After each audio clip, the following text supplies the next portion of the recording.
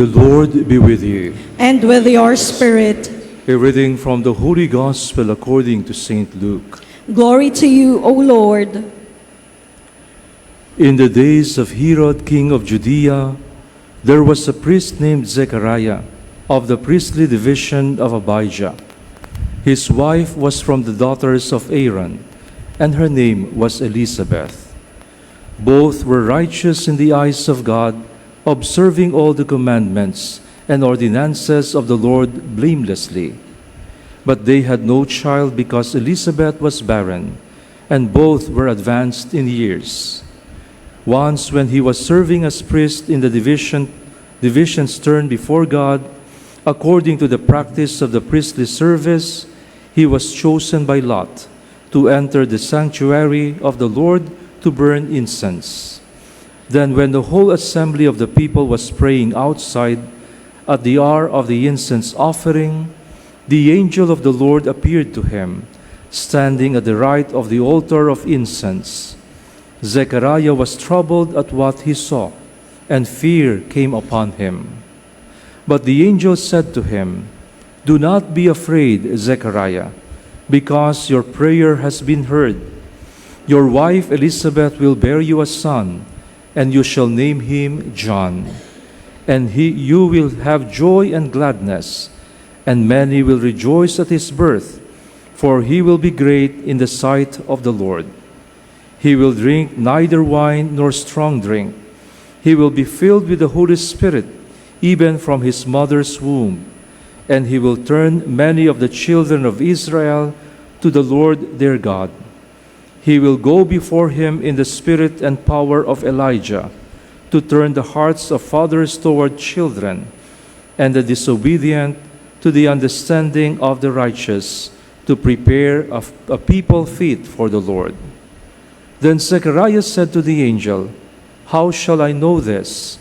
For I am an old man, and my wife is advanced in years." And the angel said to him in reply, "I am Gabriel, who stand before God.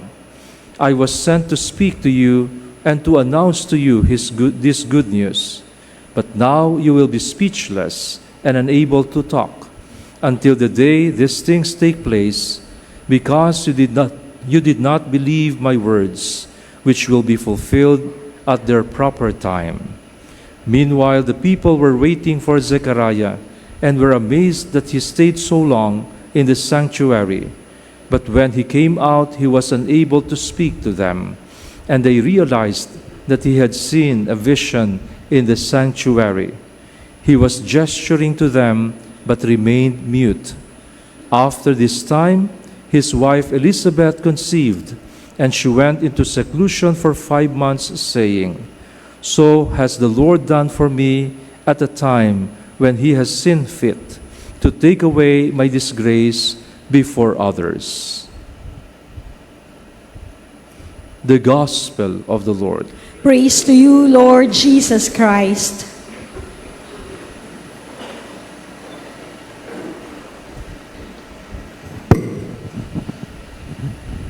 Magandang umaga po sa inyong lahat. Pahirap na ng pahirap gumising, no? Ganon talaga. Ano sabi natin sa unang araw na simbang gabi ng Misa de Gallio? That you may have the grace to learn how to pray, and hopefully you're able to obtain what you're praying for. That you may learn how to pray and obtain what you are praying for. You have to understand this, that your experience is not uniquely yours. Your experience is not uniquely yours. It is not the first time. It has happened to many people long time ago. Hopefully, the experiences of others will teach us how to look at life in a more different way, and hopefully, we can hold on to the faithfulness of God, who has been faithful from the beginning until today. What I'm trying to say, the birth of John the Baptist from a barren woman was not uniquely his. Hindi lang siya ang lalaking pinanganak sa pamamagitan ng isang balo. The first reading, Samson was also given birth from a barren woman. At maraming iba. Alam natin si Elizabeth ang asawa ni Abraham, si Sarah, ay ganun na rin katanda at nagkaroon ng anak. Hindi imposible. Kailangan yung maintindihan, walang imposible sa Diyos. Walang imposible sa Diyos. Kaya nga, kung ano man ang karanasan mo ngayon, hindi yan uniquely yours. You only need to believe.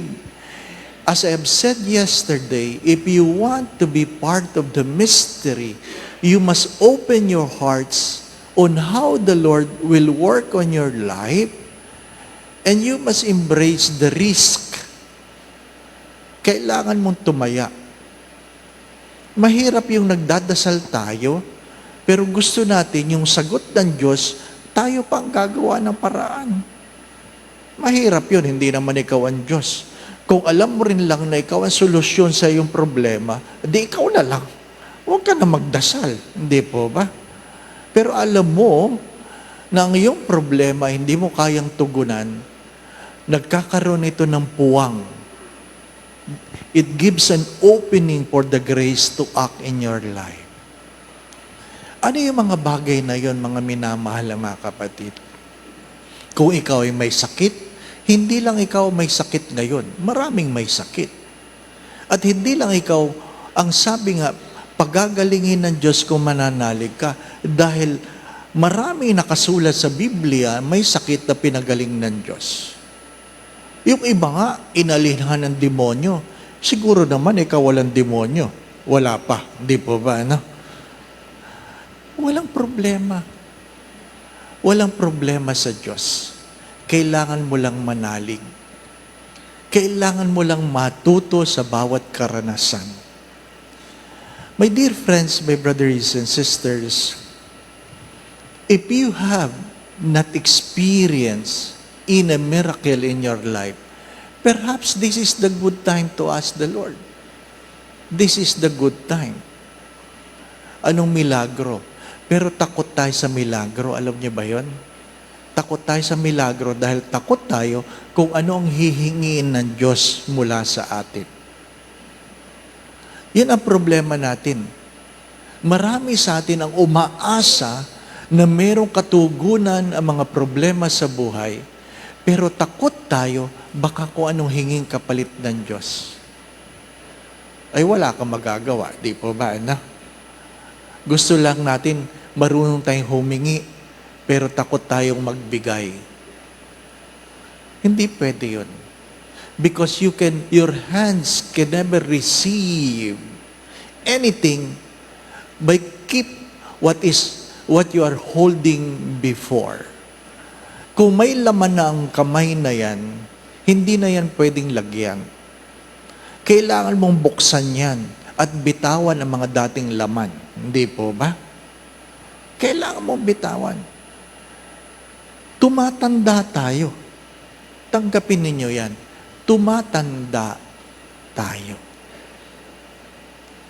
At pag tayo tumatanda, maraming nagbabago. Pero hari nawa, bahagi ng ating pagtanda ang mga aral na ating natututunan. Para bagang nadulas ka na dyan. At sinabi na sa iyong, huwag ka nang dadaan dyan kasi nadulas ka. Yung iba, doon pa rin dumadaan. Doon pa rin dumadaan. Di ba? Tapos nadulas ulit, Lord, bakit mo ako pinabayaan? Ikaw kaya ang Diyos, no? Ikaw kaya ang Diyos. Di ba, naalala niyo yung kwento ng matanda na punong-puno ng pananampalataya kung saan pinuntahan siya ng mga tao sa barangay. Nanay, meron pong malakas na ulan. At alam naman po ninyo na bumabaha sa lugar na ito. Baka pwede na kayong lumisan. Ano sabi ng matanda? Kayo, wala kayong pananampalataya. Iwanan niyo ako dito. Oh, to cut the story short, bumaha, umulan. Oh, di lumipat siya sa second floor. Sabi, nanay, nasa second floor na kayo. Ang balita, tataas pa po ang tubig. Ay kayo po'y umalis na, sumakay na kayo sa bangka. Ano sabi ng matanda? Kayo, wala kayong pananampalataya. Ayaw, iwanan niyo ako. O di, totoo nga. Tumaas ang tubig. Ang matanda, lumipat sa bubong. O, nasa bubong. O, basang-basa ng ulan. Sinusundo ng helicopter. Isipin mo, pinagtyagaan ka ng gobyerno sunduin ng helicopter. O, nung kinukuha, ayaw. Pinapagalitan yung mga tao. Kayo walang pananampalataya. Ay, namatay ang matanda. Ano ba? Namatay, nalunod, di ba? Oh. Nakarating naman sa langit. Sa awa. Siguro, dahil sa pananampalataya, nakarating sa langit. At nung makita na ang Diyos, sabi niya kagad kay Lord, Lord, bakit mo ako pinabayaan? Ano sabi ng Diyos? Tumigil ka. Wala pang ulan, pinasundo na kita eh. Di ba? Bago pa dumating ang maraming problema sa buhay, nagparamdam na ang Diyos sa inyo. Huwag niyong sasabihin, hindi ko naramdaman, Father. Nagparamdam. Bago pa dumating. Lord, ang dami kong problema sa buhay ko bilang may asawa. Bago ka pa nagpakasal, nagparamdam na ang Diyos. Tinanong ka na ng Diyos, siya ba talaga? Lord, siya talaga, ibigay mo sa akin. Sigurado ka, Lord, O yan, nakuha mo. O, di ba? O, nung pinakasalan mo, wala kang ginawa kundi Panginoon, maawa ka. Kasalanan ba ng Diyos yun? Hindi. Ikaw yung nobina ng nobina, Lord, ibigay mo na sa akin ito. Lord, give me a lover. Oh! Di ba? Pag mayroong nagpapadasal, Father, baka naman pwede mo ipagdasal, magkaroon ako ng sasakyan. Tinatanong ko, marunong ka ba magmaneho? Mag-aaral po ako. Mag-aaral ka muna. May budget ka ba pang gasolina? Wala pa po, Father. Oh. May parking area ka ba? Wala pa po. Ang dami mong hinihingi, ang dami pang wala, di ba ba? Ano? Ano yung mga hinihingi mo? Gusto mo bang ang anghel pa magsabi sa iyo, tumigil ka? Di ba? Kay Maria lang ba nagpahayag ang anghel? Hindi. Kanino nagpahayag? Kay Zechariah nagpahayag. Kay Zechariah lang ba? Hindi. Kay Manoah nagpahayag. Kanino pa? Simula kay Abraham, nagpapahayag na ang anghel. Magkakaiba lang siguro ng mukha, hindi po ba? Ano? But you have to understand this. Nung sabihin ng anghel kay Maria ang mabuting balita, at sinabi ng Maria, how can this be? I have no relations with man. Di ba?